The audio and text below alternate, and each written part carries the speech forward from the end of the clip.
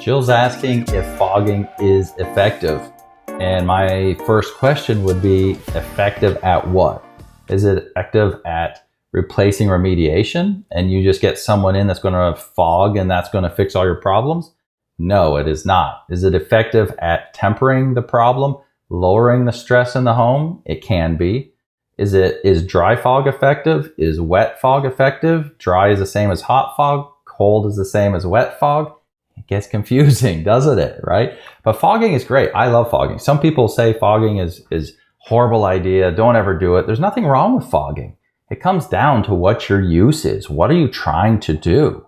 If you're using it because you're in a moldy house, you can't get out, or you're waiting for remediation to start, absolutely fog to help lower that toxicity some.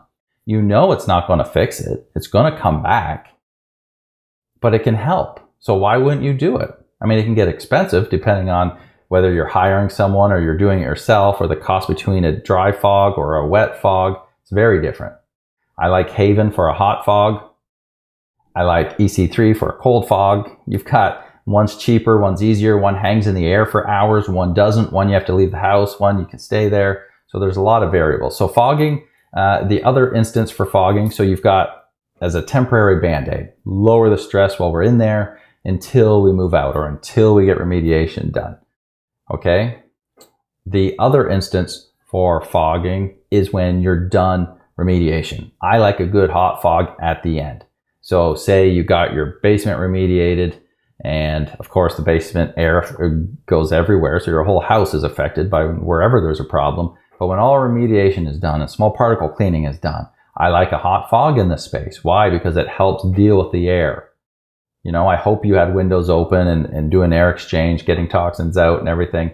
But doing a final hot fog and letting that fog sit in the air for 3-4 hours is a great tool. And then do a wet wipe after that, and boom, there you go. So it comes down to, what does effective mean? It comes down to what your use is. You got hot fog, cold fog, when you're doing it, why you're doing it. But yeah, I hope that wasn't too confusing, Jill, but I hope you got some good out of that. I hope that helped. Do you have questions about mold in your home or body? Book a consultation with Matt, aka the Mold Man, to guide your home and body to the next level of healing.